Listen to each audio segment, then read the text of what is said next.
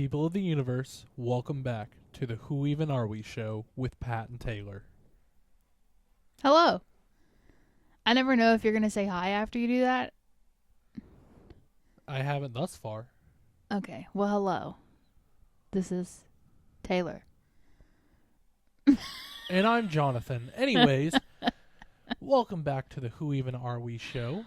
It's about time I finally got the name down. You did it. I've been doing pretty good the last few episodes. Yeah.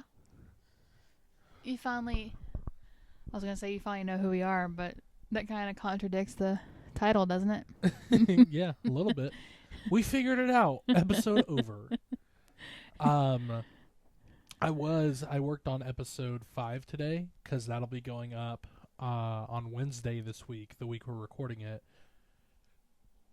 And that was the episode where in the introduction I kept screwing up the name. I think I called it like the what do we even call ourselves or something along those lines. What are we even doing? What are we even doing? No, who even are we? With Pat I think and you said, Taylor. who are we even? And I was like, I mean, right words. Wrong Wrong order. order. Well, we figured that out since then. But welcome back to another wonderful episode of the Who Even Are We show with Pat and Taylor for the third time. Today we're going to be talking about, well, this was your idea. So This you was were my idea because I've been going through it. going through it. Going through it. I don't know. Well, do you want to explain to them? So, traditions, and not like the traditions we've already talked about. Not holiday traditions. No, these are like, Traditional values? sure. So, such as like asking my dad for my hand in marriage. Am I going to have to go over that conversation? my parents giving me away, me changing my last name, stuff like that. All right. It's not all going to be wedding related. That's just what's fresh on my mind because I'm out here changing my whole identity day Yeah. in and day out. It really helped that the person at the DMV or the Social Security office was like, you can be anybody you want. I know. They were like, is this who you want to be? And I'm like, well, I don't know. I've never been this person before. Well, what's Regina Phalange like? Wonder how many people have actually gone out and changed their name. Like, we're told that, and we're like, oh. And then gave a name like Tony Turnbuckle or something I don't like know. that. Do they have? I guess they don't have to check and make sure nobody else has that name because does it really matter? Because No. your security number is all to you. Yeah, right. That's No. like, What got me on it today was, so I talked with the benefits people, and at work I am now Taylor Foster. Yeah. And then I called the vet, and they're like, "All right, Miss Nichols, we've got." I'm like, that's not me anymore. "I'm like, who am I right now?" Well, you're still both, but regardless. Yeah. So we're going to be talking about stuff like that. A few updates. Nothing for geocaching. We ended up not going geocaching. We this just past weekend. sat at the lake and did nothing, which is also It great. was kind of nice. It was a nice day. I'm cool with that. Sourdough. I need to feed it. She has some, what are they calling that? Bubbles? Well, yes, but some of the liquid. It's called something. Anyway, she's got some of that going on. I stopped feeding it twice a day because it didn't seem to be doing anything. I felt like it needed to sit there longer because I know 100% what I'm doing, you know. Yeah. I speak Emily's bread. Gotcha. Yeah, well, I've ditched Emily at this point. Well, that's where you went wrong. Well, because she told me to feed it twice a day, and that's what I was doing, and hers was rising and mine wasn't. Well, But when it creates that liquid stuff that sits on top, that means it's hungry. So I do know that I need to feed it tonight because it's telling me, yo, home slice. I'm hungry. Did not like that. For those of you who haven't been able to tell yet, I have quite the range of voices that I can do. Long pause. So yeah. one other update that I think is worth mentioning, our big boy. Yeah, we so I said that I spoke with the vet today. That was earlier today. they couldn't give me any information, so they wrote down my name and number and got an official call back from the vet about an hour ago, and our big boy is fine. He Still has had an ear infection. we're still dealing with that. She's gonna get the big guy some steroids, jack him up a little bit. Yeah. They're gonna treat his ear, basically. I was gonna say, next thing we know, Osa's walking on 2 legs. He'll be like, buff. like woof. What problems? Who They you said that he calling had some old? elevated something or another. I don't remember what the something or another was, but she didn't sound too concerned, so I'm not gonna feel concerned either. Well, there you go. Yep. Our big boy's just old, Yep. is what we're getting at. It's like he knows he got a clean bill of health because he's been acting funny. He's all chipper today. He's like, "Oh, I'm good. This is news to me." Gonna live to see another day. Yes, you are, big boy. He's behind me right now, probably in his normal position of. Well, he's in the I don't know what that's called. Feet in front and face in between. Yeah.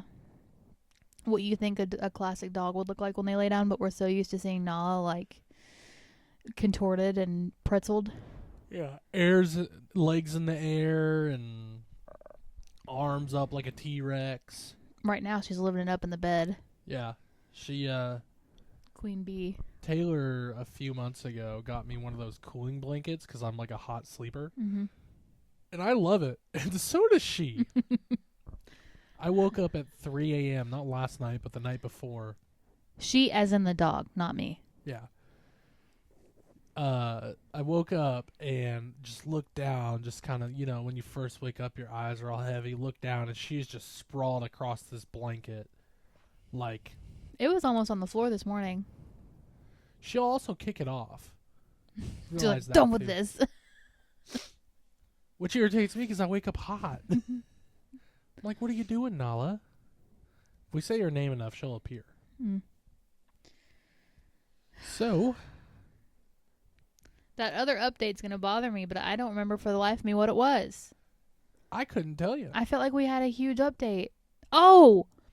Nothing but cakes. Oh, yeah.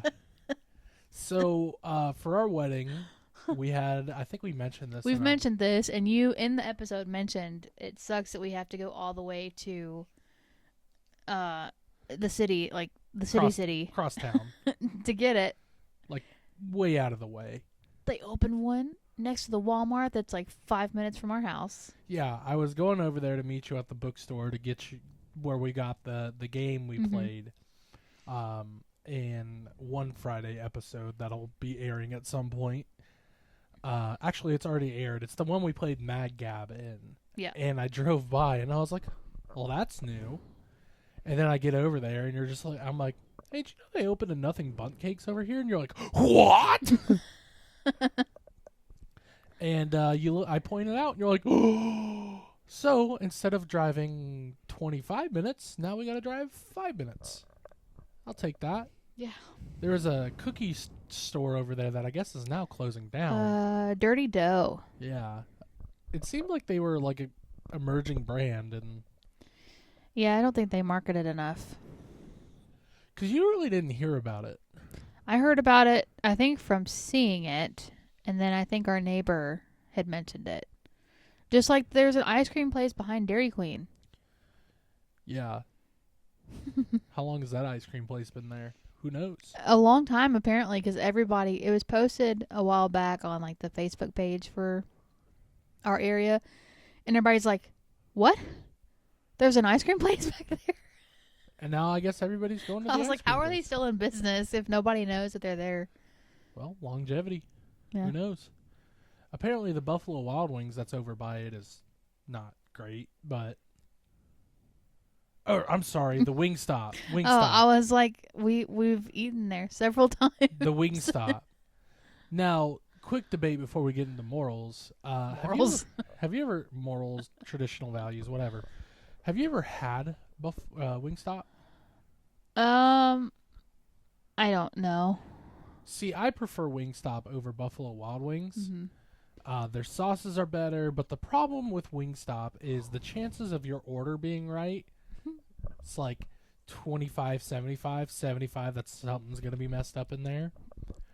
But I prefer Wingstop mainly because B-Dubs is way too proud of their product. Yeah. Like, B-Dub's burger, though, it's really freaking good. Like, B-Dubs is like, it's not bad, but like, come on, throw some fries in there. Like, How busy do you think that they were the other night? on fight night? Yeah. I don't know. I feel like, was that a Friday? It was Saturday. Saturday. So yeah, they could have been busy. But apparently everybody and their mom, we're talking about the Jake Paul Mike Tyson fight. Apparently everybody and their mom had issues with it. So the people that I know who actually watched it had to bootleg it. Well, yeah, Netflix kept crashing, which, duh. I don't know if there's any Love is Blind folks on here, but anytime Netflix tries to do a live stream of one of the like finale episodes or whatever, It ain't working. it always crashes. Netflix is going to have to get it figured out because they're about to stream like the WWE events like Raw and SmackDown. Hmm. And I think some of their pay-per-views. I'm not sure about that part. There's also talk about, actually it's going to happen for Thanksgiving. The football games are supposed to be on Netflix. Oh, jeez. So they have roughly 2 weeks to figure that out. Yeah. So either way, maybe they were busy. Who knows? But I thought about this like Sunday afternoon, and I think I texted Kevin about it, or my brother, one of the two. And I was like, imagine how pissed some people must have been that just wanted to watch Netflix. Like, they didn't want to stream the fight. They were just trying to binge their show and, like, unwind from a long day, and it just kept crashing. I was trying to think if we had watched Netflix that day, but I don't know if we did. I can tell you we did not. I think we watched college football that day. Ah. So we were on Hulu. We were watching the Georgia-Tennessee game, which Georgia ended up winning. And we stopped watching at halftime and went to bed. And the fight wasn't until like 8 or 9:30 our time. Yeah, So, I was struggling to stay awake for the football game. I was dozing off. good game in the first half. And then Georgia, I guess, just ran away with it, which I'm okay with. Yep. Either way, traditional values. So, where do you want to begin? Well, so, like I said, what got me on this topic was thinking about, like, so I was heading to the bank because I had a little bit of free time today, and I was going to see what all they needed there because obviously, like, my bank accounts and my cards still say my maiden name. And so while I was on the way there, I was like, here I am.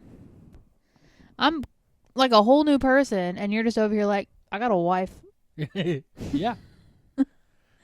And I know that obviously it's my choice. I didn't have to change my name. But that is one of like the traditional things is to take the husband's name. People see it. I've heard. So all of this, let's preface this by saying content warning or what the heck ever. We might have differing opinions in a lot of people. That's okay. Whatever floats your boat. As long as you're not hurting other people, I don't care. Don't care what you're doing. I don't care. Have fun with it. Doesn't matter. Me, I feel like I wouldn't feel married unless we had the same name. Because, I mean, nothing would have changed apart from, I guess, my taxes. Why are you looking at me like that? I'm thinking. Oh. I mean, but even taxes, you could be married and filed separately. Oh, well then, yeah, So, like, nothing nothing. apart from just the marriage certificate. Right. I mean, that's really the only legal documentation there is. Yeah. So, yeah, I never really thought twice about changing my name. And then I did hear. I listen to Reddit stories. Smosh reads Reddit stories, I think is actually what the channel Which is called. Wild, because I grew up on the OG Smosh where they were doing skits and stuff. I think they still do all of that. Well, just side story about Smosh. When and the reason I bring this up is because you'll know who these people are who are involved. So Smosh, I'm sure a lot of people know about Smosh, but they were really big on YouTube back in like the late 2000s into the 2010s, and then they kind of, I guess, just I don't know the full story, but they kind of just got over it. They were just like they wanted to do something else. Which, I mean, if you've done anything for that long and creating content, for those who don't know, you know, I've made a couple successful pieces of content out there, but nothing like Smosh, nothing like stuff like that. So I grew up in that era with Smosh and the Shaytards and Daystorm Power and all of those people. And so when Smosh disbanded, they sold the naming rights to Smosh to Good Mythical Morning. They sold it to because Rhett they've mentioned some of them have mentioned Rhett and Link, so that makes sense. So when Smosh decided to get back together, Rhett and Link, I guess I don't know if they, you know, obviously I don't know the details of the transaction. I wasn't involved, but they either gave or sold the naming rights back to them. Which, I mean, if you're a fan of Good Mythical Morning. If you're a fan of Good Mythical Morning, you look at Rhett and Link and you're like, those seem like two pretty good guys. They haven't really... I don't think they've really had a controversy like some YouTubers have. But I think their approach to business is pretty genuine. Yeah. And they really have good people's opinions and stuff at heart. Granted, I don't know either one of them. I've supported them. I know you have. I know you listen to Ear Biscuits. I don't know if you actively do, but I know you have. Personally, I think some of the best stuff Good Mythical Morning's doing right now is with Josh, their chef, on the Mythical Kitchen channel. Like, their last meal series is fantastic. I wish they would do more past foods. That's my favorite series on that. But Josh, in the off chance that you're listening, I love you. You're a character. I relate to you. You're hilarious. Anyways, Smosh, reading Reddit stories. Yeah, I mean, I drive a lot. That is pretty much 99% of my job. So I was just looking for something fun to listen to, and listening to them read Reddit stories is kind of hilarious because people are dumb. Yeah. But they read this one about this guy going to... Now, obviously, there's more context to it. But he asked for his girlfriend's dad's permission to marry her. And he was deemed the a-hole. Oh, was it the Am I the Asshole series on Reddit? I follow that side. One of them, yeah. I mean, a lot of the Smosh Reads Reddit stories are those. Yeah, that's a really popular subreddit. I follow that subreddit. So. Once again, people are stupid. Some of them are really entertaining to read, though. But because they were like, that's a really old-fashioned way of thinking. And I was like, okay, so Smosh is definitely based in California somewhere. Oh, yeah. Los Angeles. And I know they've said it, so I can say that without sounding judgy. But for those who aren't in the South who would care to understand, California to the south is like kryptonite to Superman. And I can't think of a better way to put that. And this is coming from somebody who has lived the vast majority of their life in California. But I've lived in the South for pretty much a decade now. And I see it. Well, and it's like they're not wrong. It is a very old-fashioned way of thinking. But if you dig deeper into the thought process of it, it's a respect thing. It is. And I guess back in the day, people saw it as like a transaction. Like, she's think going it- to belong to the husband I now think that's how versus your the dad saw dad. it. No, it's not. Well, considering on our wedding day he came up to me and goes, "She's your problem now, buddy." It's all a joke, though. Oh, I know.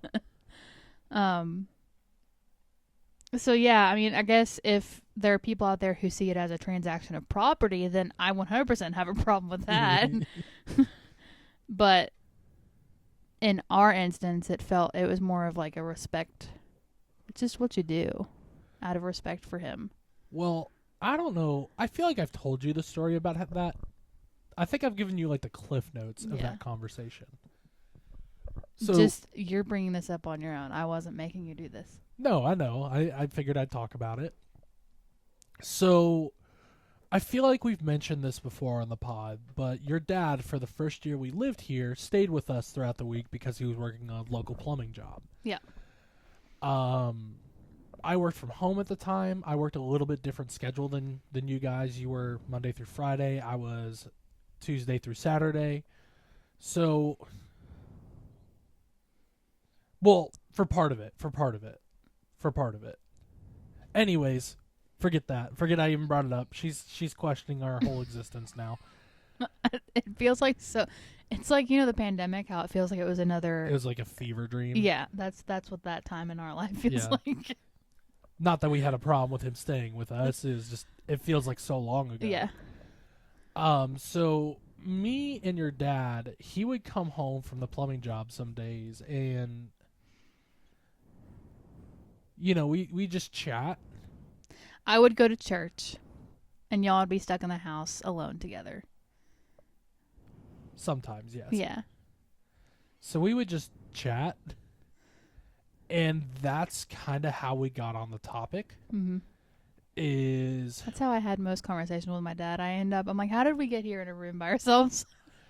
and no, that's I mean, that's something I appreciate about your dad is he approaches you with like a level head. Was like, hey, do you mind if we talk real quick? Yeah. I'm like, sure. But it's about to be like. It's like shit. So we talked about a whole slew of things, Mm-hmm. and I don't remember the whole conversation. Sorry, Colin. What are your intentions with my daughter? Well, considering I'd owned a house with you at that point,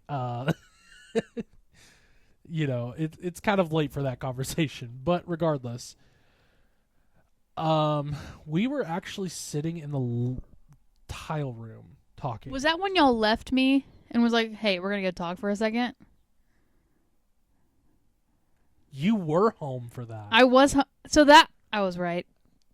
You were home for that. I completely forgot. You were home for that. Y'all were like, I think Dad had jokingly brought up marriage, and you were like, you wanted to talk to him in private. I didn't think that was the talk that was happening, but I knew that it was something in relation to that. And you were just like, y'all Couldn't left have done me to it more sit there, and smooth I was myself. like, well. Well, I think that's what happened. You guys had gone to church on a Wednesday night Mm-hmm. and come home, and your dad, in his way, for lack of other ways of putting it, and it's going to sound bad how I put it, so if you're listening, please don't take this the wrong way, was kind of drilling me with questions. Yeah, that's what he does. And so I was like very uncomfortable in that context. And I was like, hey, Colin, maybe this is a conversation she shouldn't be a part of. that's exactly what you said. And he was like, okay. And he was like, get. And I was like, this is my house. He's like, get. And you're like, okay. And so we went into the living room and we had a conversation. And, he asked me, he's like, this is something she wants. Like, I just have to ask, what's the holdup? And at that point, honestly, I've been thinking about having that conversation with your dad for a while. Mm-hmm. I had actually thought about doing it before we moved in. Like, I was going to propose the day that we got here. But your dad's schedule he was out doing stuff, and like there was never really a good time for me to go do it. And if I was just like, hey, I'm going to go out to your parents' house, she'd probably ask a lot of questions. Well, I could have gone. Like y'all had the conversation while I was home anyway. Yeah, really. Hindsight's 2020. There's more hiding places at mom and dad's house. That's true. Either way, we were in the towel room and he just asked me. He was like, "So, like, what's the holdup?" And I just told him. I was like, "Look, sir, I'm gonna. This is gonna be an excuse, and I apologize that this is an excuse." But the reason was that I haven't had this conversation with you yet is because there just hasn't really been a good time. When, I've been thinking about this for a few months at this point, several months at this point. And, every opportunity I got, either, you were out or something popped up for me or what have you, and I'm just being dead honest with you, that's what happened. And he was like, well, it is an excuse, but whatever. And he just kind of started going and not going off, like going off on not necessarily a tangent, but he just started talking. He's like, you and I don't know each other very well. And that's something I'm hoping, and he brought up something that I won't bring up here, but I think you know what I'm talking about. Mm-hmm. I just mouthed it to her. So he brought that up, and then, and I think I remember saying something along the lines of like, it's nothing like that. It's just still learning how to have that relationship type thing with a father figure. Mm-hmm. And again, your dad, very understanding. But he pretty much went on, for lack of other terms, a tangent. And during that, he was like, you'll never be good enough for my daughter. And he wasn't saying that in like a mean or disrespectful way. He was saying that as a dad who loves his daughter. Yeah. You'll never be good enough for my daughter. I said, I know, sir. And he's like, I'm not saying that you're a bad person or anything. It's just, she's my daughter. And I was like, I understand. And basically he's like, from what I've seen of you and what I know about you, you're a good person. You got a good head on your shoulders. You've always done what you've had to do. You've done everything to take care of her and make sure she was okay. So you have my blessing. And I was like, I don't even think I technically asked him. I think he just gave it to me. That sounds about right. And so we had that conversation. At the end of it, I shook his hand. We shook hands, and we're like, all right, you can come out of your room. And yeah, and then it was just everybody was looking at me, and it was dead silent. And I was like, this is great. I love this. This isn't awkward at all. Yeah. Because, of course, I'm not wondering what just happened. Well, we had that conversation. I don't know when that conversation took place. It was sometime in 21. I know that. Because that Christmas is when I actually got the ring. Mm-hmm. And I don't know if Jesse's told you about this, but like when I was ring shopping, it was my mom and it was Jesse. You told me that. So when I would find a ring, I would take, my mom helped me look. She helped me look at the store we eventually bought the ring at because it was in that area where she lives. I would find a ring and send a picture to Jessie, and she would be like, oh, I think this, and that. And, I'd send it to my mom, and she would be like, oh, well, this, and that. And eventually we found your ring, and we bought it. And my mom had a master plan. Have I ever told you about the master plan my mom had? No. You would have hated it. I love you, Mom. Taylor loves you, Mom. But this wasn't gonna fly. I know it was something about Christmas. So, my mom had picked up the ring Mm-hmm. because it was at the jewelry store local to her. Yep. And so I come down for Christmas, or we technically come down. I go to her house, and on the way down, this was the Christmas that it had snowed too. So I'm checking, I call and check in with my mom every so often, just like, hey, I'm here, I'm this far out, like whatever. Still wishing we had those delicious freaking croissant sandwiches from Costco. So my mom's like, I thought of an idea of how you could propose to Taylor, and I was like, oh boy. And she's like, you can invite her family to my house for Christmas morning? Mm. And I was like, well, that ain't gonna work. They ain't driving that hour drive just to be there for whatever, just to drive back. Well, technically they would drive back anyway, but I guess it wasn't as bad of a plan as I thought, but I knew it wouldn't be something that you would appreciate. And I mean, I would appreciate it, but if your parents showed up at my house Christmas morning, you would know something's going on. yeah. At my mom's house Christmas morning, you would know. Something's wrong. And basically, to summarize, her thought was, oh, I got you another present. It's upstairs. Let me go get it. They would pull you away, and you would walk back in, and I'd be on a knee proposing. I guess that's how it was. In front of everybody. In front of everybody. Yeah. Yeah, I know. You wouldn't have enjoyed that. I mean, we would have had plenty of pictures, I'm sure, and video. We would have had that. That's not a shot at the person who was supposed to do it. It was my fault. I have made that clear several times. We'll tell the proposal story. Oh, no, I didn't mean that as a dig at anybody. Okay. I just meant in general we would have had. We would have. Because everybody would have been. So. Or would have walked into phones. I don't know if we've told the story of how I proposed to you. Yeah. Have we? I think so. I don't think we did. In our wedding episode, we talked about. Well, yeah, we skimmed planning. over it because we recorded it twice. Yeah. Because we were blabbering. So we're talking about traditions and stuff like that. And so, what better time to talk about this topic? Sorry, I moved away from my mic. What better time to talk about this topic? I'll try to make it quick. So I got the ring in December. And in January, I am about to take a shower one morning. And I'm like, I was, sitting there thinking about ideas of how I could go about this. And so, sorry, Taylor was looking at her phone, looked confused. I was listening, sorry.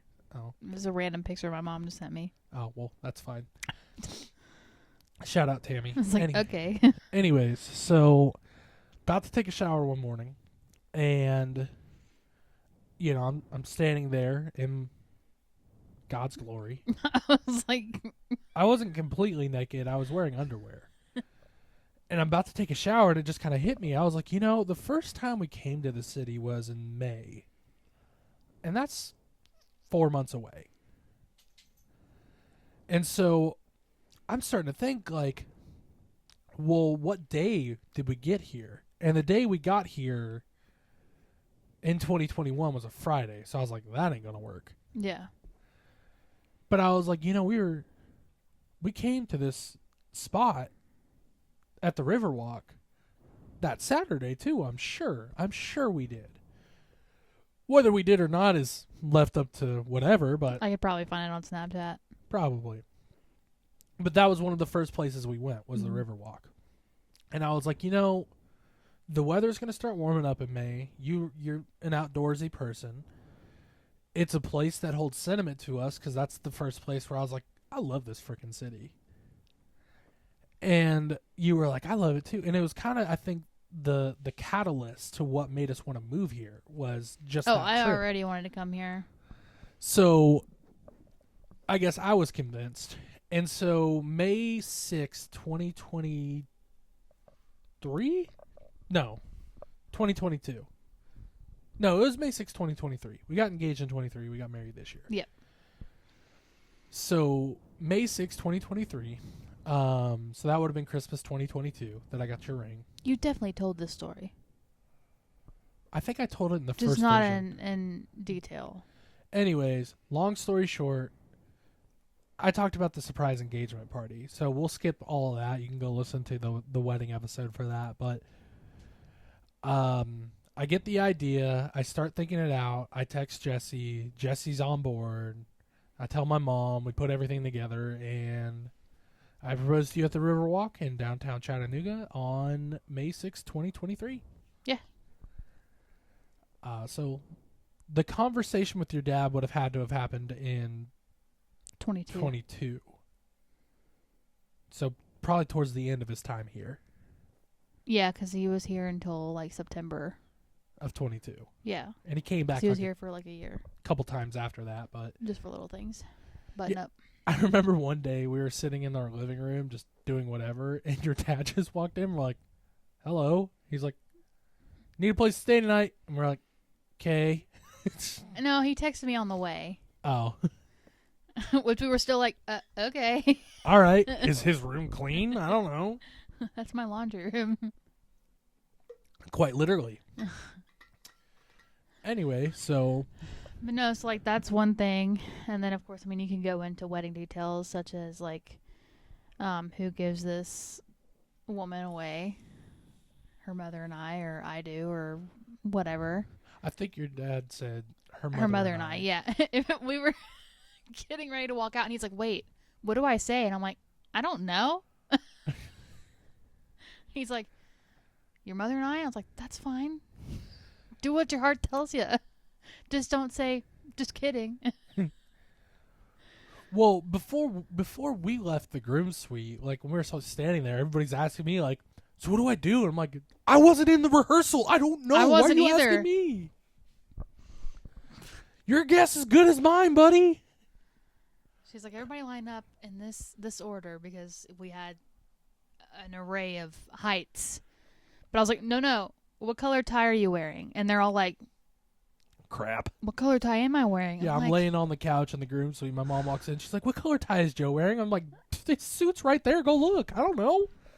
It's like, y'all didn't pay any attention to what colors y'all had? I picked these out like 6 months ago. I don't remember. Lord, and then you look over and the girls are all like, blue, green, blue, green, blue, green. And my mom is like, I can't tell what color that is. And I'm like, that's dusty blue. And she's like, are you sure? Well, it's Like- not green. It's like, it's not green. God, my mom that day, to be fair, there was a lot going on Yeah. for her. This was her, I was her, yeah, I don't know why I was questioning that. I was her first kid to get married, and it's a big day, and, you know, a lot of emotion, so I'll give my mom the pass on that, Yeah. but, yeah, no, it was, well, for your ladies, it was easy, because you guys, they were already dressed. No. Well, they knew what color dress they were. Yes. The only thing on the guys' suits that were the wedding colors was the tie.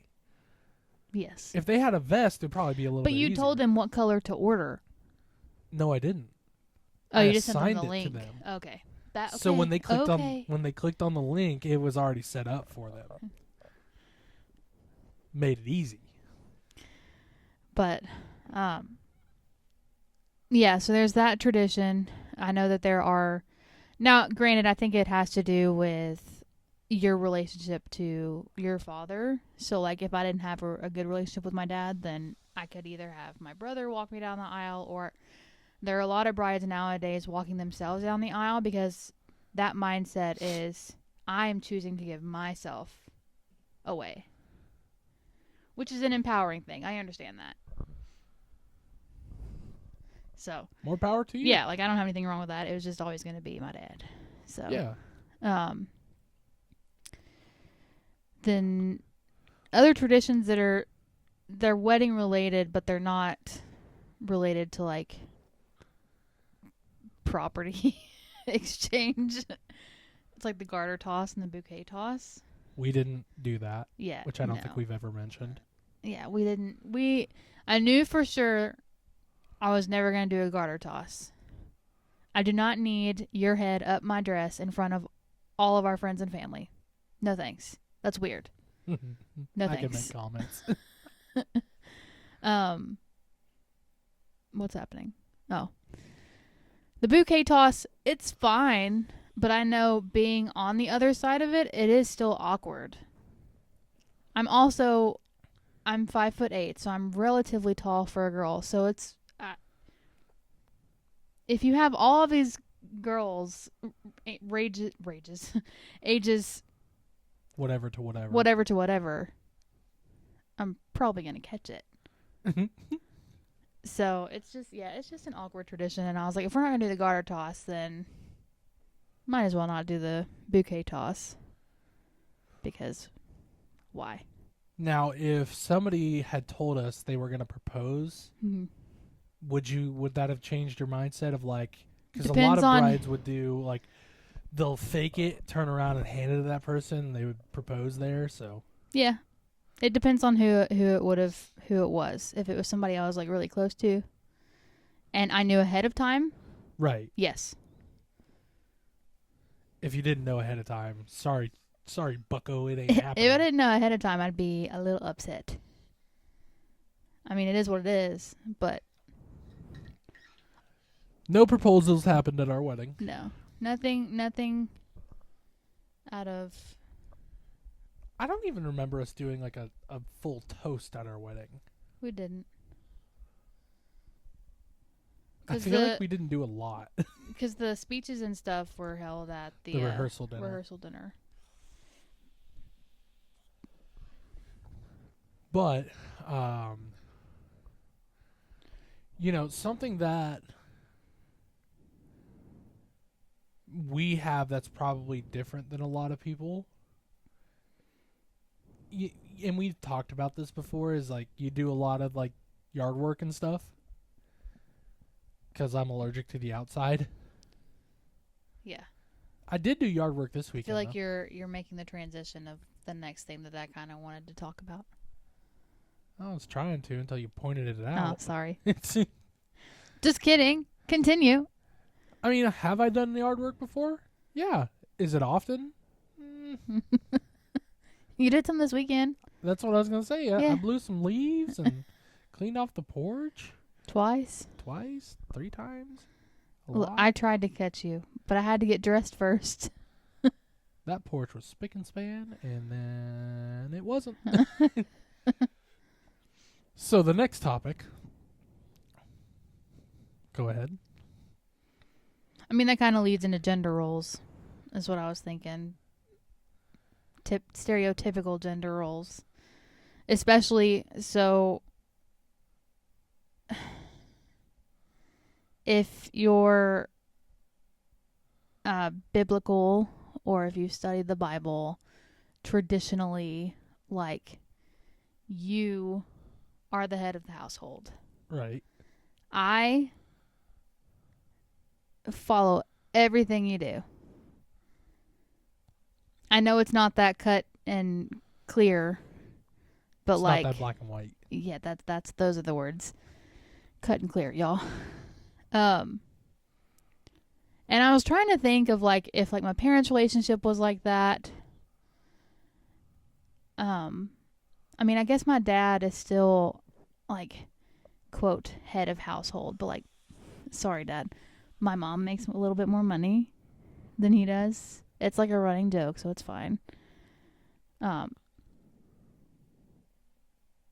like he's not like the sole provider. My mom's not like the housewife or anything. But I didn't have the greatest example of that growing Yeah. up, so it's hard for me to speak on it.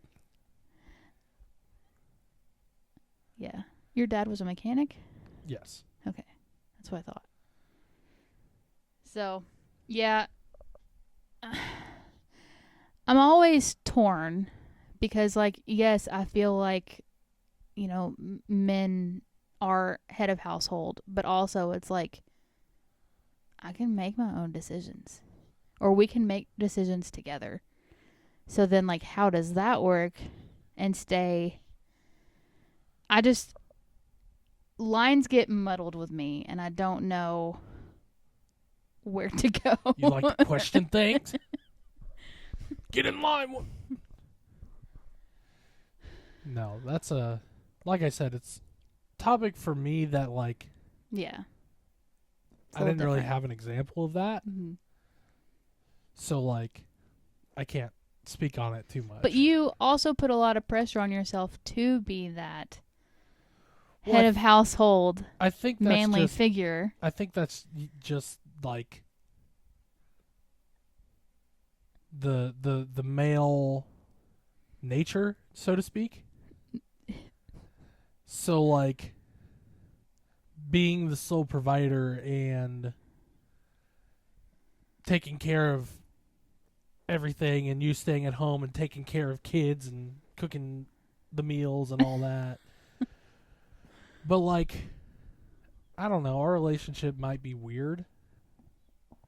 'Cause like, I don't think it's weird in that sense, because majority of relationships, at least in our country, works the way that ours does, where we both work. right. Mostly because we have to. We don't have a choice. We don't have a choice. I want to ask a lot of my customers how they're doing what they're doing and owning this big, beautiful property, but how do you... So, what do you do for a living? How do you pay for this? I think it's just how you broach the Yeah. conversation. Just like, hey, I'm a newly Why are you married- always home when I'm here? I'm a newly married woman, and like this is just something I've noticed, not Yeah. just with you, but a lot of people. So I just wanted to ask, like, Yeah. if you're okay with sharing. Oh, Like, I'm sure they would be. The ones that really want to ask, they're not home when I think about asking it. So, but as far as like kind of what you were saying, everything else we're backwards according to society. we're at like what I would be My doing job. yard work. Yeah, I do the yard work while you focus on the inside.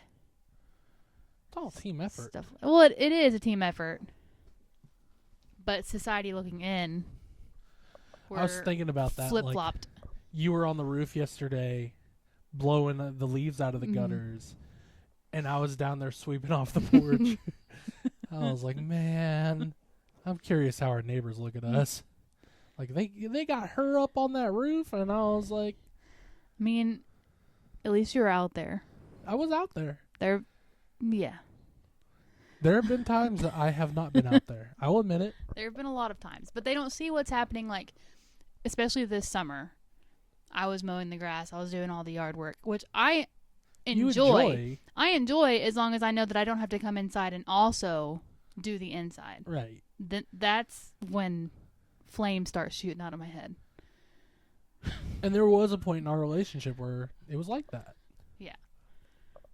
And I was like, I try to keep a level head, but I can't do it all and work, which I think is what a lot of women face, because you're not one of them, thank goodness, but there are a lot of men out there who are like, they still expect the traditional housewife where they come home to a home cooked meal, they get some at the end of the night, the kids are taken care of, but also They don't have to do anything, she's working, right? and they expect her to bring in that money as well. Now, here's my thought on that, okay? So, and this is going to go kind of 3 ways from Sunday. So, if you're a sole provider, if you're the dude, Mhm. and you're going out working your 8, 10, 12-hour shift, and your wife's at home, then yeah, I would say it's fair to be like, hey, keep the house tidy, take care of the kiddos. Yeah. Like, which, by the way, working in life insurance for a while like I did, being a stay-at-home mom isn't just being a stay-at-home mom. Moms wear a lot of hats, Mhm. and They don't get time off. they don't get time off. So, like, a great example of this was I was talking to a couple. They had a young child. And by young, I don't remember the exact age. We'll just say, like, 4. So, like, they were dependent. And the husband was a sole provider, which is great. That's how they ran it. She would stay at home. And I had actually come up with this chart. And this chart helped me sell some policies. I'm sure they still have the chart. Whether or not they use it, I don't know, but they may still have it. And I was like, okay, well, if you look at a stay-at-home mom, what roles does she have? She is a caretaker. Mm-hmm. caregiver, how much would it cost to hire a caregiver per year? I think that's why there are so many stay-at-home moms these days, because the cost of daycare Yeah, is outrageous. it's insane. It's most And they families have to can't weigh- afford it. They have to weigh, like, is my salary worth, Right. it's a trade Trade-off. off. So, like, caregiver, how much would that cost per year? Nurse, Mm-hmm. when the kids get sick.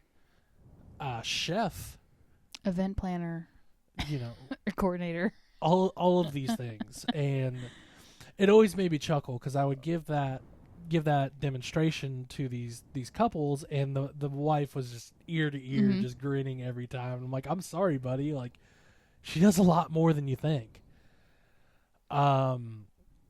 So that's one instance. If you're a sole provider, man or woman, then yeah, it's fair to expect Right.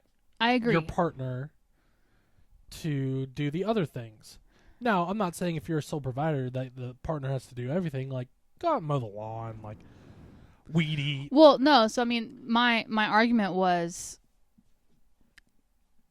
like, you can't be all of the stay-at-home things and Have a career. work the full-time job. No, I get that. Yeah.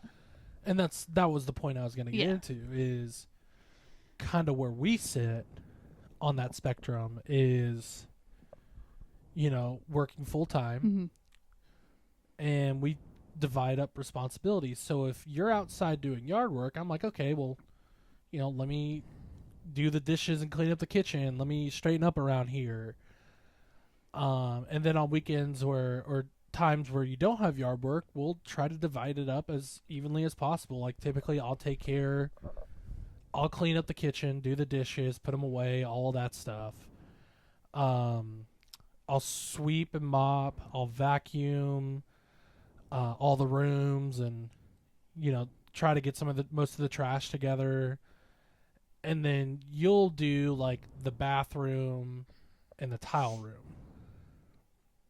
Which sounds like not an even trade-off for you, but those two rooms are the worst. They are typically the worst things to do. And You'll also do, like, you'll wash the towels Yeah. and fold them, and when they need it, I'll wash the bedding, and it's just a trade-off. yeah, Like, one thing I don't have to do are your clothes. yeah, she Which, doesn't. not that that's hard, but No, I do my own laundry, and that's because I'm particular. Some of my shirts being big and tall, how hard it is to find shirts that fit the way you want them to. yeah. So, like, some of my shirts, they'll need to be hung up. Some of my shirts can go on the dryer and low. And it's just easier because I know which ones can and can't if I just go ahead and do it. Now, if you're doing, like, a full load of laundry and I have, like, I need to wash these jeans, like, throw my jeans in there, whatever.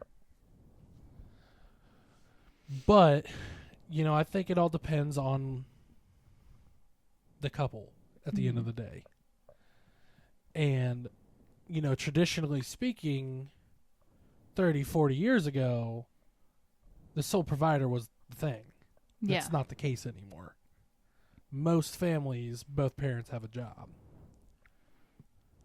Which, with our generation, it's like, it's kind of coming back a little bit. There is a trend on TikTok. I haven't made it to that side of TikTok, which is probably a good thing, but like traditional housewives, they call them trad wives. I think I'm partially on that side of TikTok just because I've gotten into the sourdough thing. Yeah.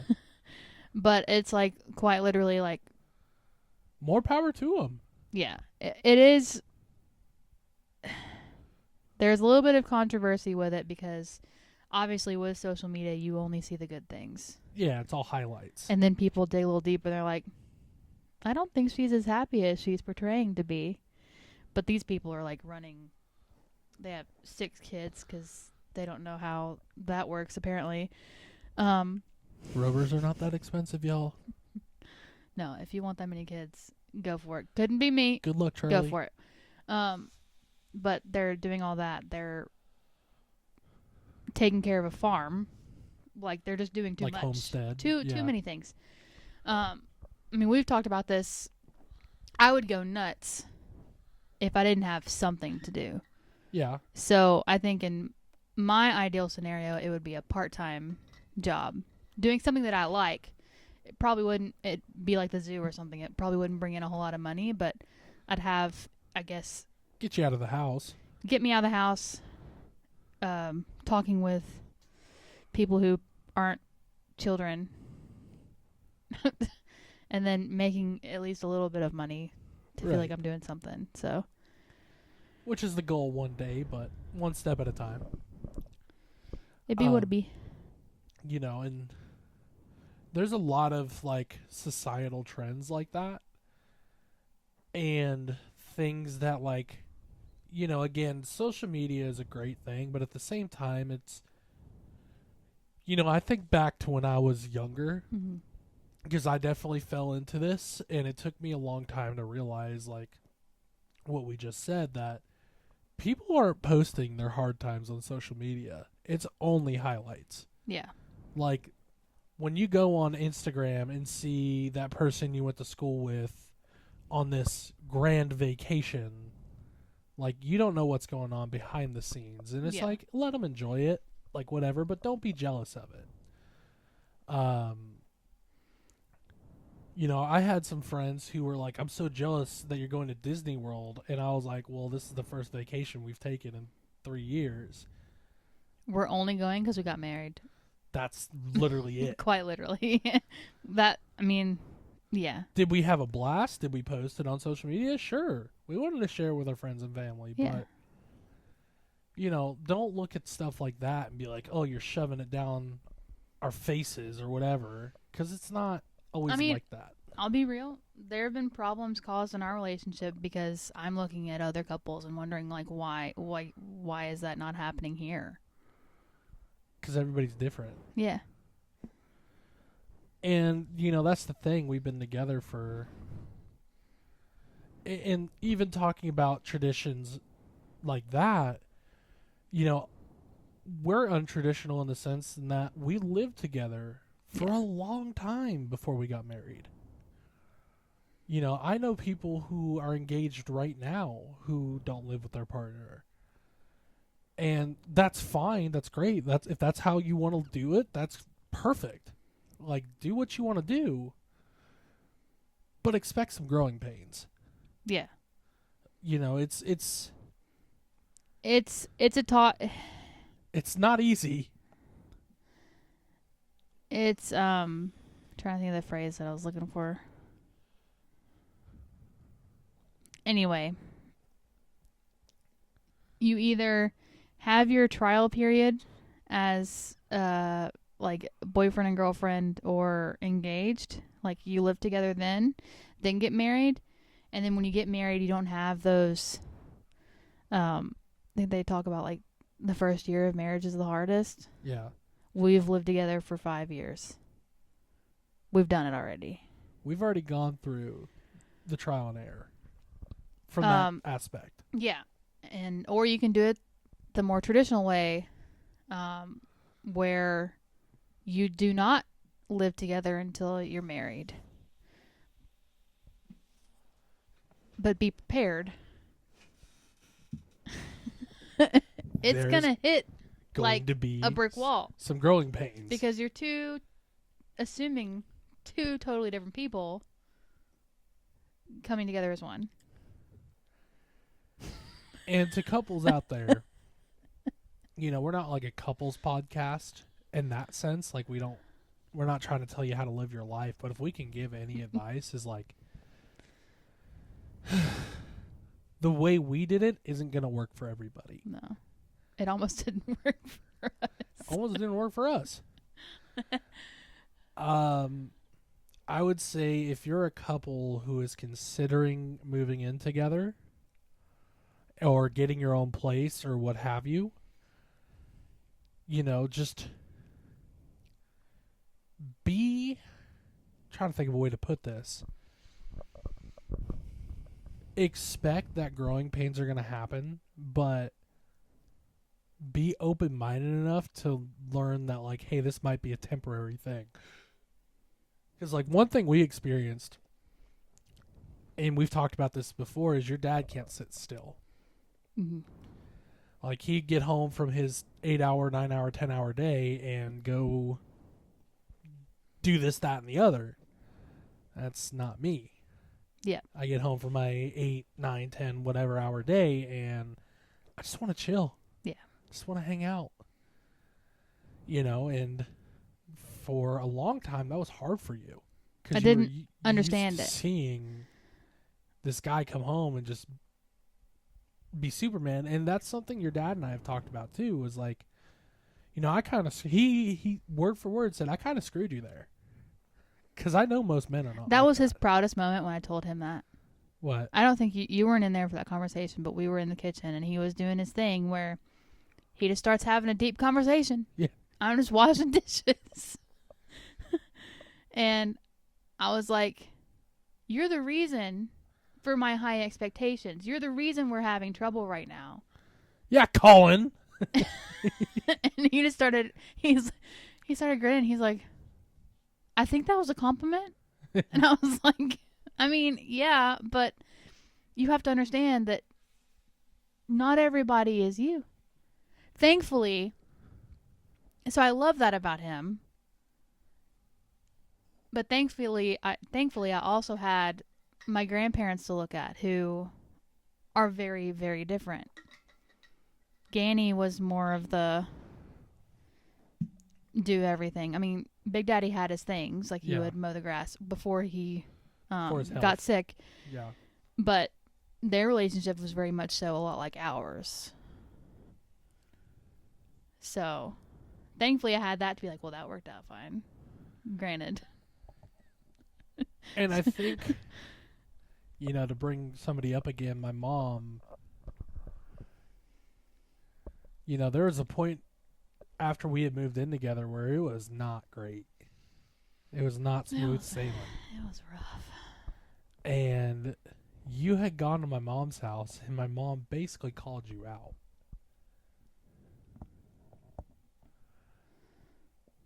I don't remember that at all. I remember going to her house.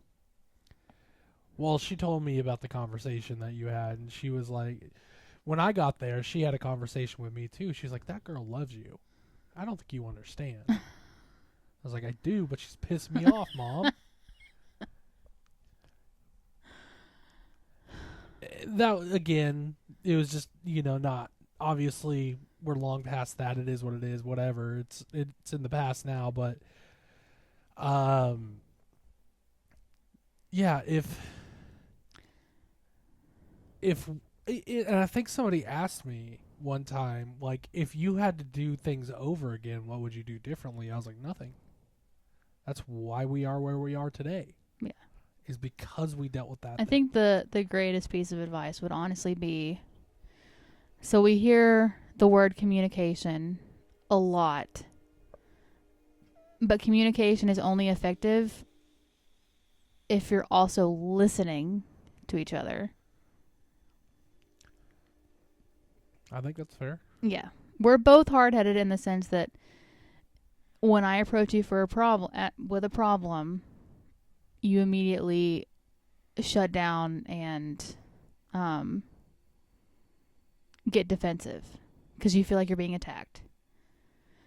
That's also part of my delivery problem because when I approach you, I'm so far past the point. Yeah. It doesn't come out as well as it could. And vice versa. When you approach me with a problem, I'm sitting on all the problems that I've just pushed aside because I'm like, is it worth arguing about? And that's how we end up where we're at.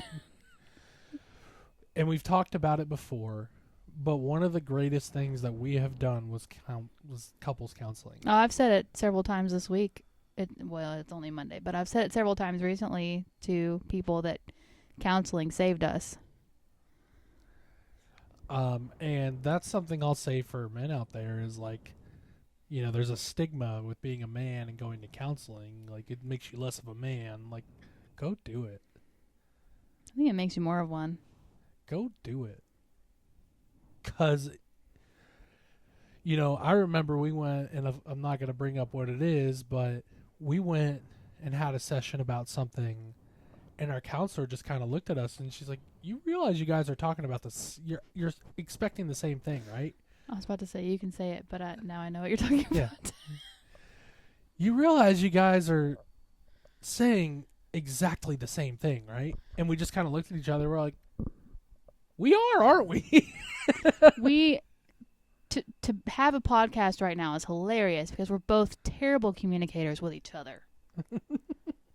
And I think it's because we both just avoid conflict like the plague, and we just push it all aside until it boils over one day. Right.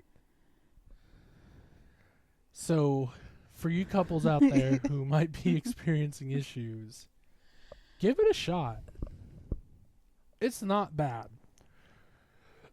You know, your feelings are going to get hurt, but that's the point of it. I think I've cried every session. And not necessarily because of sadness, just a lot. Like, it's a lot. But I think the thing to note is after every session, at least to how I felt is like, okay.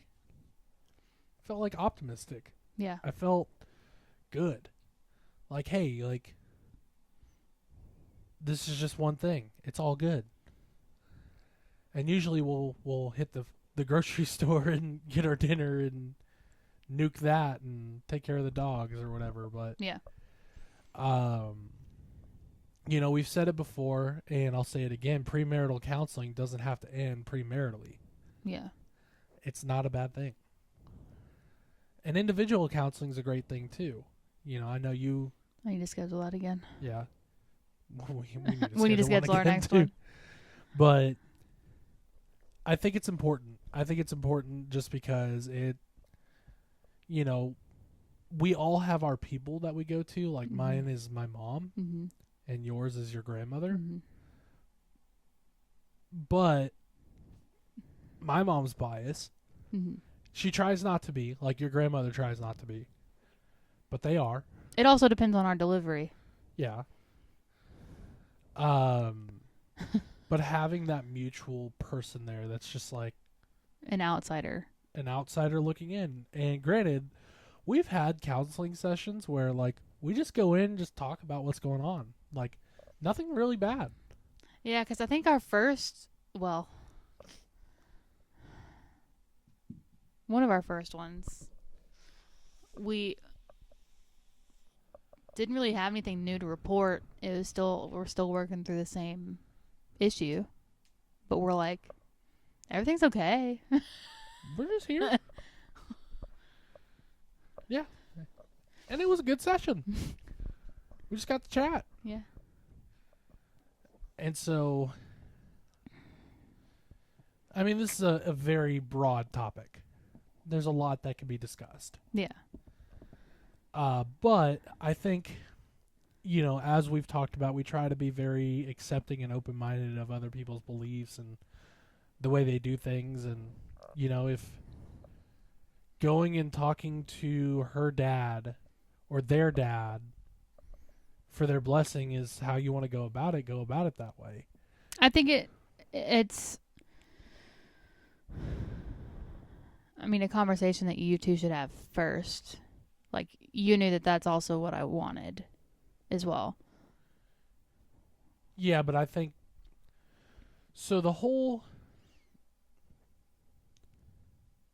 like traditionalist side of marriage, I think most men don't realize or understand till later in life. So like asking the father's hand, like I would have never known that if I didn't hear it somewhere else. So like if that's your if to quote Austin Powers, if that's your bag, baby, then do it.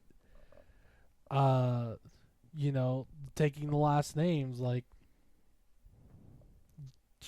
if you didn't want to take my last name, I probably wouldn't have argued with you about it. I know you wanted me to. I wanted you to because I was like, proud of it. I was like, Yeah. I have a wife. Yeah. You got to understand, as somebody who's been through a lot of trauma in my life, I never thought I'd be here.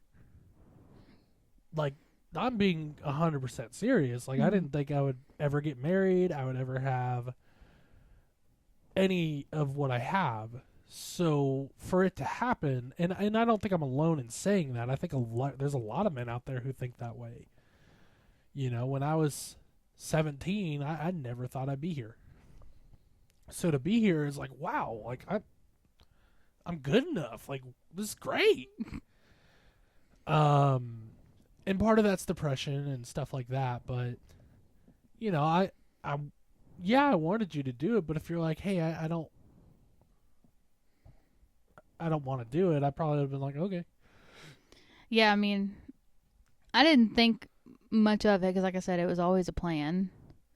But it wasn't until this will come out, I'm assuming, after he gets it. But I was signing Trevor's thank you card, and I was like, "Yo, we don't have the same last name anymore." And you mentioned this in the truck the other day. I think it was on Saturday, and I was like, you'll always be Nichols too. Yeah, I will. Like, that'll always be a part of who you are. This is just another chapter. Yeah. So it is kind of. I think I've been holding on to the excitement that it's like a fresh start. In a sense. I mean, according to the government, it is. Either way. If you want to take their last name, the couples counseling thing, we've talked about it pretty in depth already, but even if you're not about to get married, I still don't think it's a bad thing to have. It probably would have helped us a lot in the beginning. And in the middle. And yeah. Because quite literally, it's a roller coaster. You have good times. It's the best of times. It's the worst of times. You have peaks and valleys. You have ups and downs, however you want to put it. What was the other thing we talked about? Moving in together. Yeah. Living together. Be ready for it to be challenging. And we don't say that to scare you. We say that to be real with you. It's like, chore charts sound silly until you use them and they work. Do them and they work. What you ended up doing, which I think is funny, is we had that game. I don't even know what we it's probably called. Should bring back out. It is called. Hold on. I'm thinking. It's in the closet. I know exactly where it is. I saw it the other day. Anyways, you assign household duties to each other, and that was that. She keeps looking at the microphone. There's a hair. It might be one of my hair. Something keeps touching my lip. Oh, well. I got a mustache. There you go. It's fine. You heard it here first. Fair play. Fair play. Fair play? Maybe. All I know is the chores list was written on a whiteboard for so long that I had to use rubbing alcohol to get it off. But basically what that is, I got it off of Amazon. It's based off of a book, which I'd be intrigued to read about. But I call it a game because I don't know what else to call it. But it's a bunch of cards, and it has who takes care of the dogs, the trash, if you have kids, taking them to sports or whatever. It has all of those individual things in separate cards. And basically what you do Just divide them. is I take one, he takes one. I take one, he takes one. But also, what's important, which we've kind of deviated from it a little bit, but for example, what qualifies as time to take out the trash? You have to be specific, that way expectations are set where they need to be set. When the damn thing's full? Yeah. But some people, it could be... If you're taking out the trash when it's half full, you're wasting bags. Well, yeah. Or when it's overflowing, which I've been bad about, but... Yeah, so that honestly helped us out a lot. I think you saw it it was silly at first, but it really worked. Yeah. Because it was like, yo, the sink is full. That's not my job. Now I'm the kind of person I'm gonna do it, but Yeah, like occasionally you'll do the dishes and I'll clean the bathroom. I refuse to clean the tub. That's my one bugaboo. I got bad knees. Like I can't. They don't work like they used to. excuses. Tear ligaments in your knees. You'll see. Anyways, you know, and like we talked about, when you're outside doing yard work, I try to straighten up inside. And there's certain things that I won't do because you have a particular way that you want them done. It was so hard the other day. I think this is a woman thing. Let them do it. Even if you want to nitpick and you want to correct them, because if you start correcting them, they will stop doing it altogether and you'll still have to do everything. You blowing the leaves the other day. You blew them into the street. That's what our neighbor does. Motorcycles, man. It's not safe. We don't have any bikers on our street, though. We do, but it's too cold. But still, it wasn't like a whole lot. That's why I chose, because I probably would have said something if you would like have blown. Are you talking about where the driveway is? Yeah, where the driveway is. It was like little twigs. I know. mainly and It stuff. wasn't a lot. Yeah, man. Anyway, why save a life? I wanted to Come on. What am I nitpick doing? because there was stuff that I would have done differently, but I've had to learn to just. It's fine. It's really not that big of a deal. Which He got out and helped with the lawn. Like, suck it up, Buttercup. I mean, if you would have brought that up to me, I would have been like, "Oh crap, you're right," because like I'm a That's a legit reason to do that. yeah, like I don't want anybody riding their bike to get hurt or anything. Like, Yeah. absolutely not. I have people who ride motorcycles in my family. Hell, I've been one in my class M for a long time. Yeah. Yeah, if you would have said that, I would have been like, "Crap, you're right," Yeah. and I wouldn't have done it. But now I know, and I won't do it that way. But I knew believe. it wasn't. It's not really wasn't enough to do anything. It wasn't. It was mainly just like brush and stuff, like small things. Honestly, that's probably more dirt. Probably more dirt than anything, but you know, like we were saying, like when you're outside, I try to do some stuff inside, except for certain things, because you have a particular way you like to get it done. And I think the same, like over the summer, I was outside washing my truck, and you just started cleaning the house, and you're like, "Well, you're out there doing something." I was like, "Yeah, I'm doing something for me, though." Well, so that's the thing. I was gonna mention it earlier when you're talking about how my dad can't sit still. It's not that it was expected. I don't know how it happened and why I am the way that I am, but basically, like, you got up first. I was just playing on my phone or watching TV, and I was just gonna chill. But then all of a sudden, you walk outside. I see you have your headphones on. You've got your shoes on. And I hear you start sweeping, and I'm like, Are you talking about Saturday? yeah. I was like, well, I guess we're doing this. And you didn't ask me to. I know that in your head you didn't expect me to, but I can't sit there knowing that you're out there doing something productive to take care of the house. I can't. And I think that's a lot of the reasons before when I would get irritated with you, because I expected the same. If I was out there doing something, or if I was cleaning up the house, it would bug the crap out of me. Yeah, I remember If you'd those be sitting on conversations. the couch. Be sitting there watching a freaking YouTube video. You walk in, what are you doing? Huffing and puffing because you're out there in like 95 degree heat, and I'm like chilling. That was frustrating. That was before we had a riding mower, and I was dying. Yeah, I remember the first time you mowed the lawn. I wanted to fist fight you. I was out there cooking out ribs, smoking some ribs on the smoker, and she was like,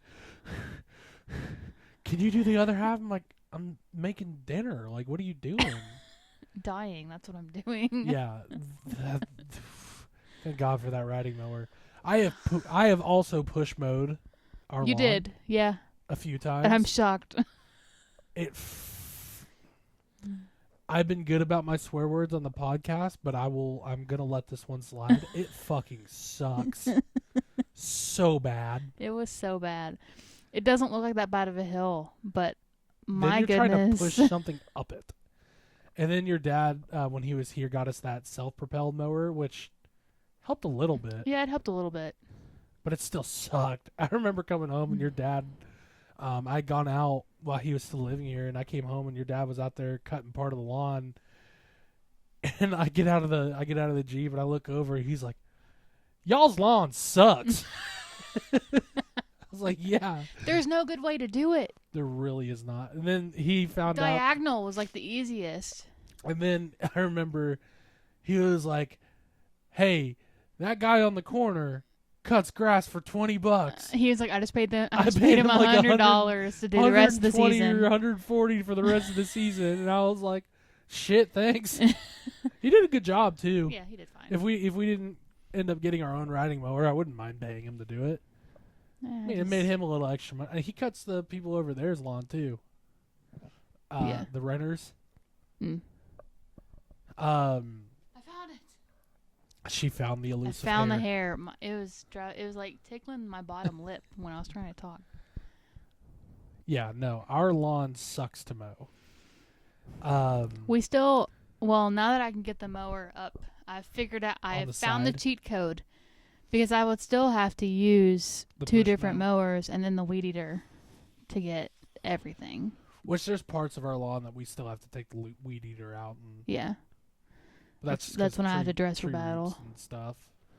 But that should be our last mow of the season. Yeah, it is. Also, I saw something. There was a little spot you missed by the mailbox. I always miss it, yeah, because I usually weed eat it. Oh, okay. I wasn't sure. There, down at the bottom, there's still some of like the logs that they didn't pick up. That made me think of that episode of Dexter's Laboratory, where it quite literally talked about the scenarios we were talking about today. Mom having to do everything, Mhm. and he was like, "Honey, you missed a spot," and then it just echoed, "You missed a spot, you missed a spot," and she just snapped. But yeah, no, it's Again, it's a hard topic for me to discuss just because I didn't have the example of it, but obviously now I think I've come a long way compared to where I was. I think that's safe to say. Can attest. Yep. Like if you're out there mowing the grass, I'll try to clean up inside. That's all I ask. Unless it's already clean and there's really nothing to do, or I have something else. Find going on. something. No, I'm kidding. If you got what is that? Start folding clothes. That's like the retail ethos. If you got time to lean, you got time to clean. But no, just contribute. Even if it's a little bit, it goes a long way. Just because you're a man doesn't mean you can't sweep. I don't know. Whether you sweep right or not, that's what your wife will tell you. But Well, I mean, okay. You mean that? I think that used to bug you a lot too. I was like, I swept, didn't I? And you're You like, would- not well. I'd be walking through after you just swept, and I'm like, "There's a giant clump of dog hair just right here. How did you miss that?" Well, now I've learned the system. Okay, you got to learn the system. You see, when you have a Husker, It floats. it goes freaking everywhere. You got to sweep under things, behind things. So I've learned you sweep, and then you just run the vacuum real quick, suck up all the hair, and then you mop. Because you got to vacuum the rug anyway. You might as well run it through the rest. Just make sure you got everything. Speaking of which, we need to do that. I haven't swept Yeah, the floors in a We minute. need to clean the house again, but we were cleaning the outside this weekend. This weekend. And that's because the weather this weekend was just really nice. Like, it was like 70 degrees, no humidity. So it felt good to get outside. And, that's like we talked about Saturday. We went and Sat by the lake. I think you were thinking we were going to geocache because, like, I made us a little lunch and we went and sat out by the water and just. I kept waiting for you to tell me to, or when we were sitting there by the lake, I kept waiting for you to say, "Well, are you ready?" And I was gonna be like, "No." I was enjoying it too. It was a beautiful day. You know, we went to a newer spot, Mhm. and I think you liked that spot. Mhm. It was a nice spot. Um, I think we've talked about this before too, where like we don't know if it's like a human nature thing. But Why like, are we attracted to water? being by the water is so peaceful. And it was, you know, we were sitting out there, and I was like, you're like, hey, back the truck up, and I spilled a Mountain Dew in my center console, but it was cool because like we had that removable insert. Good so, old Dodge Engineering. yeah. Well, good old. There was not enough cup holders. Yeah, because your cup holder in the door isn't like you need the insert. I have it on my side. Yeah, that's all. Yeah, that's what I thought. Which it was my fault. I could have looked, but again, nothing was broken. It was, you know, 5 minutes to clean up. I had pro tip for any dudes out there who don't do this: keep a roll of shop towels in your truck. I have a roll of shop towels in my work truck. They are so handy. I used to keep microfibers in there too, but not now. Were you looking at the dog? He's dreaming. Oh, I forgot he was back there, and I could just see the tip of his tail, and it just started like. he has been quiet. I know. Usually he snores and makes a bunch Or of he noise with his farts, nose, or he farts and it stinks like hell, but he's been pretty quiet. But I just thought that this had been on my mind for actually a week or so. But I wasn't sure, like, how the conversation would go. Just because I didn't know if it would be a long enough conversation. Here we are. It's been a long enough conversation. Here we are. So I knew it would be probably controversial to what some people nowadays probably agree with, but I thought it'd be interesting. Going back to the lake thing in the water, like, I had a lot of fun Saturday. I did too. That was a lot of fun. We went out. Kind of reminded me of the early days. Yeah. We went out. Like I said, I packed you had a book club meeting, so you had gone to the book club meeting. Yeah. And you know, I was home and just hanging out, and I was like, let me throw together a lunch. We'll go out to the lake. And for me, like, that's what I call, I think for both of us, really, that's our spot when we just need to think and just get away. We go to the park, the state park, that is. And it was just nice to kind of get out there and not be surrounded by technology, except for the loud ass boats coming down the holler there. Where's that plane coming from? That's a boat. Yeah, I said that a few times. But that was something you had talked about before, was being a tourist in your own city. And I know we've spent a lot of time at that park, but That was a new spot. We learned about hold on. I told Matt what they were called earlier today. Those the birds not that not were duck ducks. No, computer, I do not want to update my software right now. Can't remember. They're like grayish black birds with Coots. white beaks. Sure. Hell if I remember. Another thing about the park too is, especially this time of the year, because like summer It is packed. good luck finding parking. Packed. Get there in the morning, you won't find parking. Yeah. But that's because there's the splash park there, there's swimming there, there's a campground There's there. a sandy beach. There's a sandy beach there, and It's great. found out that it's not a lake, it's a peninsula. Peninsula? I can't say that word. Peninsula. Peninsula. So I said it right the first time. Yeah. Of the Tennessee River. That was interesting. Well, the lake is in a peninsula. But there is a peninsula. Well, yeah, there's several. It's kind of a It's almost like a bay. yeah, it's kind of like a bay from the Tennessee River. I'm gonna just start calling it a bay. Created. Well, it's the lake, honestly.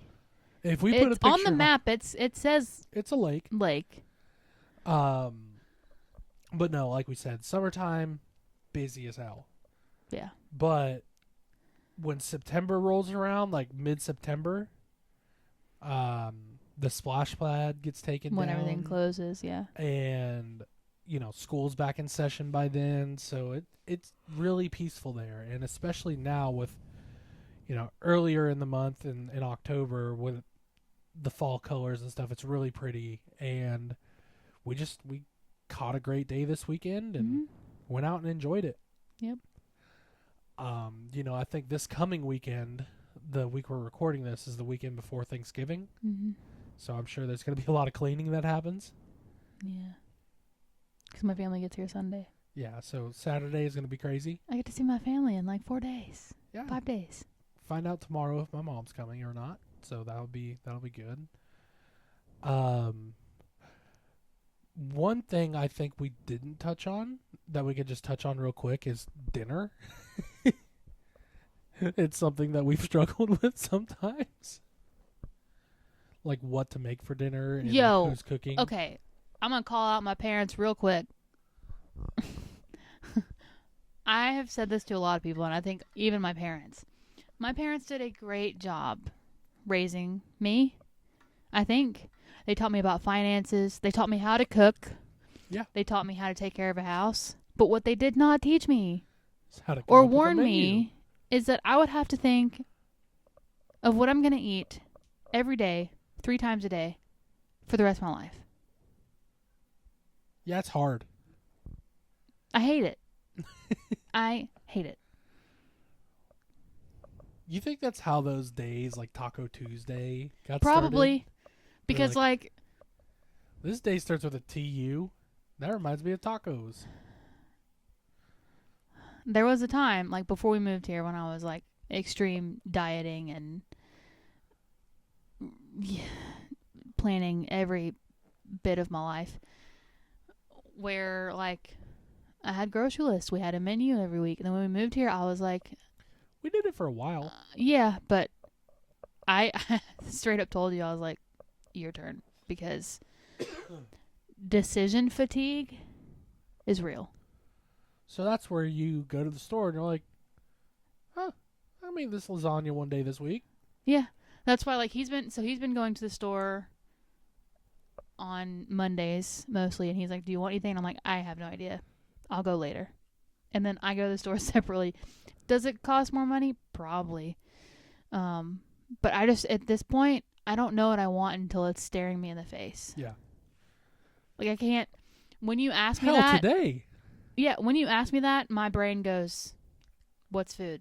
Today, I was going to go to the store and just get it. Because, like, certain things we'll get from Walmart, and then we'll get some stuff from Aldi's and Food City occasionally. Mm-hmm. But today I was like, hey, of course, before I left, my CarPlay on my truck decided to act a fool, so I was kind of grumpy about that. Ended up fixing it, so no harm, no foul. I asked you, I was like, I'm going to go get stuff for dinners. I figured you probably want to hit Aldi's this week. Yeah.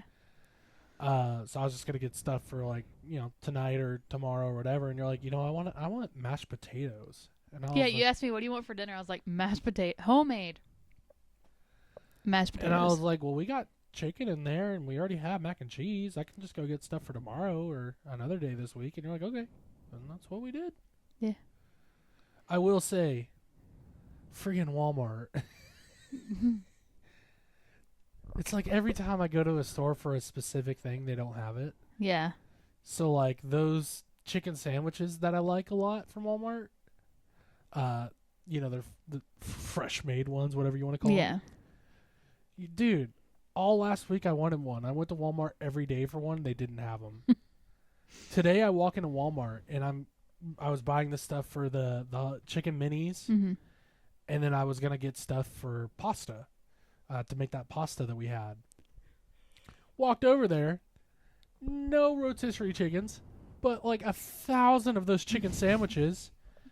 And I was like, man, I should just stock up, and then I didn't. But either way, planning dinners is hard.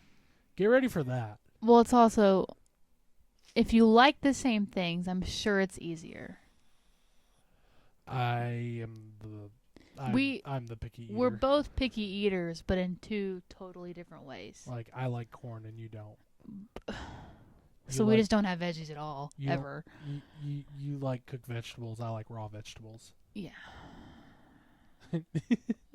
You want chicken every day of your life for the rest of your life.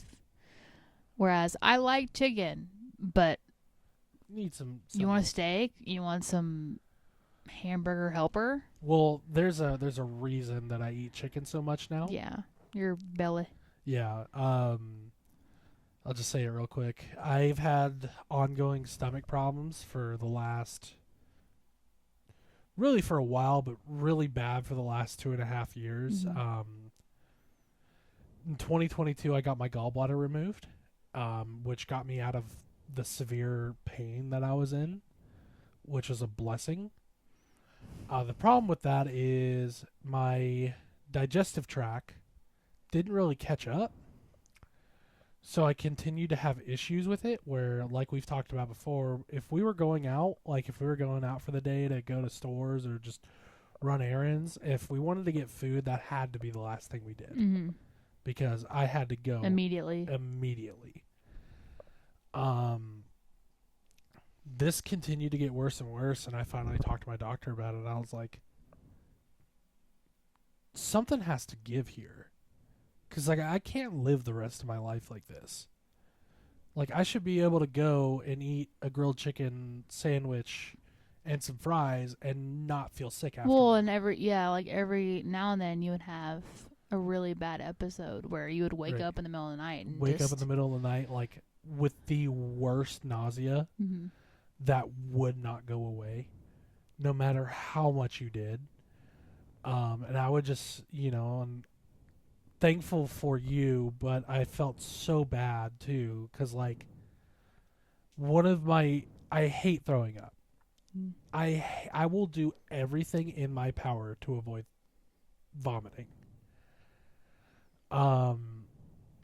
And so I would just sit there and be so nauseous, and I'd ask you like, "Hey, bring me an ice pack, bring me a Sprite can," because you actually showed me this, like putting something cold on your face or your neck will help with nausea.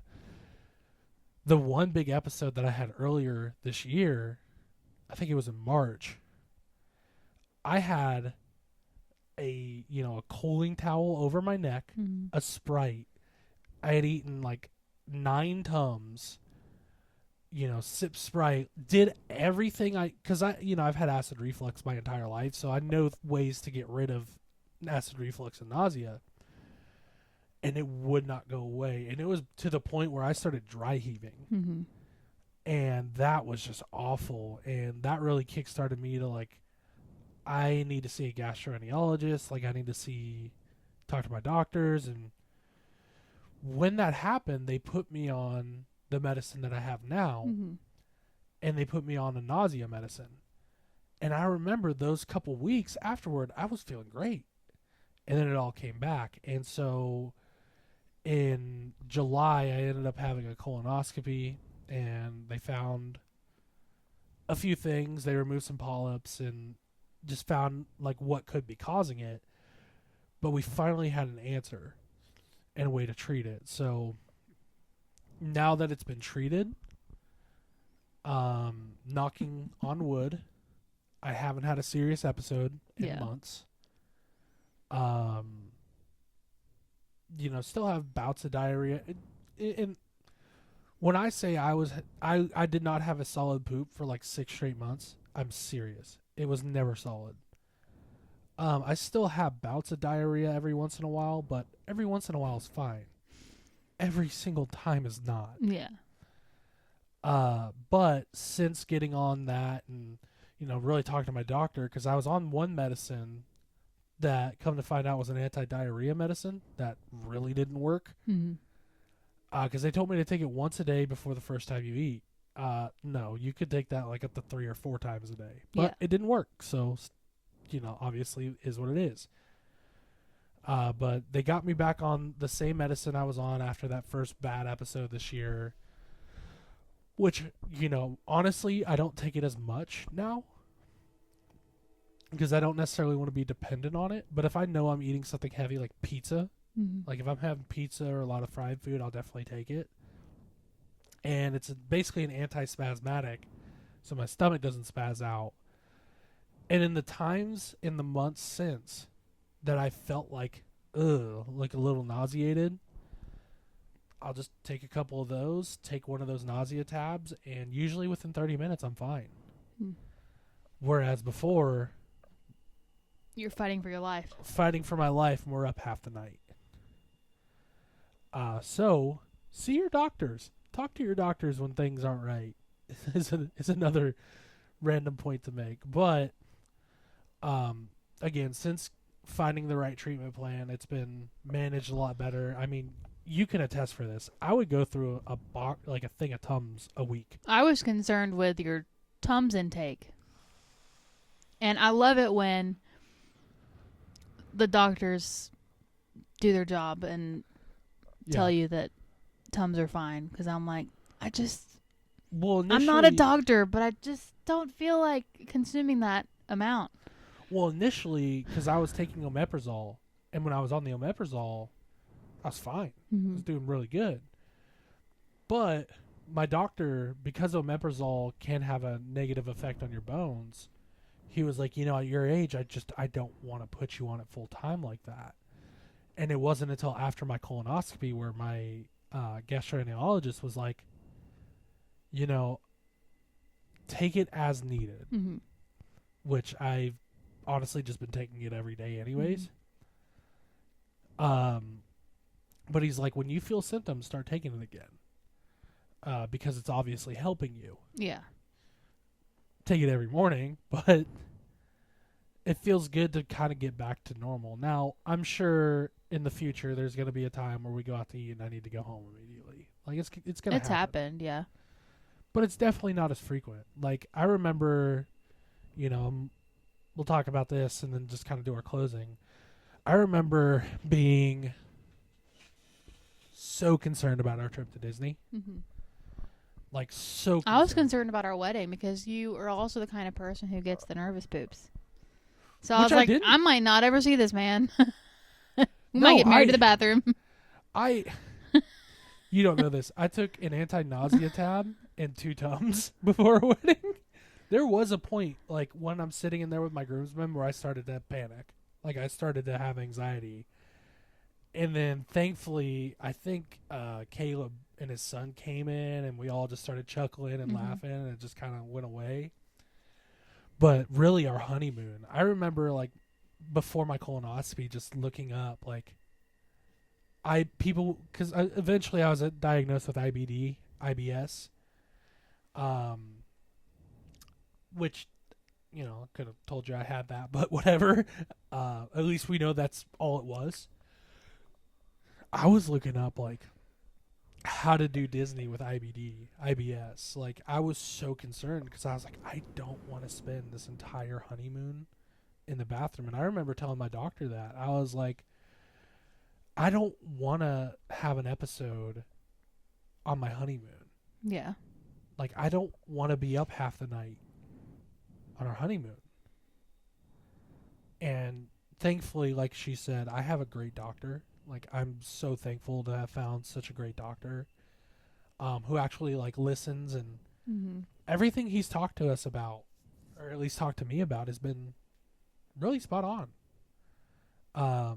Obviously stomach issues are hard to diagnose because there's so many different stomach issues that do similar things. So like getting the colonoscopy was really the best way to figure out exactly what it was and having the biopsies. And since all of that, like I've dropped a lot of weight this year anyways, but like I feel like my energy's has been a lot better. Things have gotten a lot better. Yep. And, Disney, one other thing I struggle with, and this is something you knew about, I told you about early in our relationship, and I'd actually gotten over for a long time. There's a technical name for it, but eating in public, I feel like people are watching me.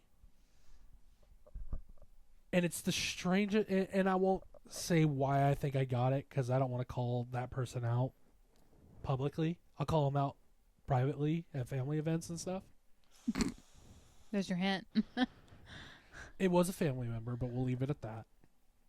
And like, I seriously would sit there and start panicking because I would think people are watching me eat. And I was so concerned that this whole time at Disney, I was like, I'm going to be surrounded by so many people and like whatever. And we talked to our therapist about it. And our therapist was like, just don't think about it. And I was like, well, damn, why didn't I try that? Because I've gotten over it before. And I was like, I don't know how I did it. And really the only time that happened at Disney was the first night we were there, and that's because the people in front of us kept staring at me, and I was like, Kids are the worst. I was like, hey, little bastard, go away. And I'm not faulting the kid. I am. Anyways, I ended up having one that first night we were there, and I was sitting there talking to you, I was like, I can't, like, we can't do this. Like, I can't. People are going to look at me sometimes. And then I just, I don't know what happened, but the rest of the week was fine. I didn't have, like, a single issue. And I was so stoked about that. I remember on the car ride home, I was like, I did it. Like, I was proud. So, like, overcoming that obstacle was really big, too. So, talk to your doctors. Figure that stuff out. I don't even remember how we got on this tangent. I don't know.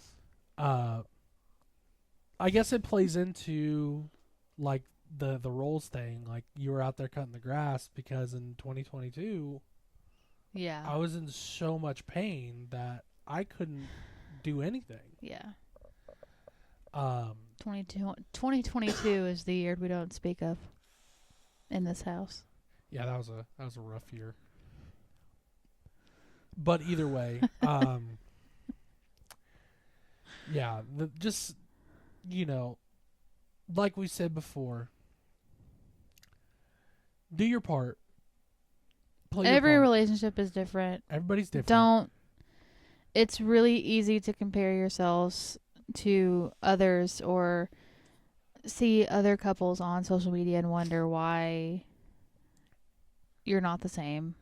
One thing that I cannot stand, and I'll just throw it out there, and I don't see it as much now because I think we're older and people are married and like whatever, but there used to be this trend on social media, and I don't know if it was just mine, where it was like social media relationship advice, where it was like, in a relationship, blah, blah, blah, blah, blah. And I was like, shut up, you're single.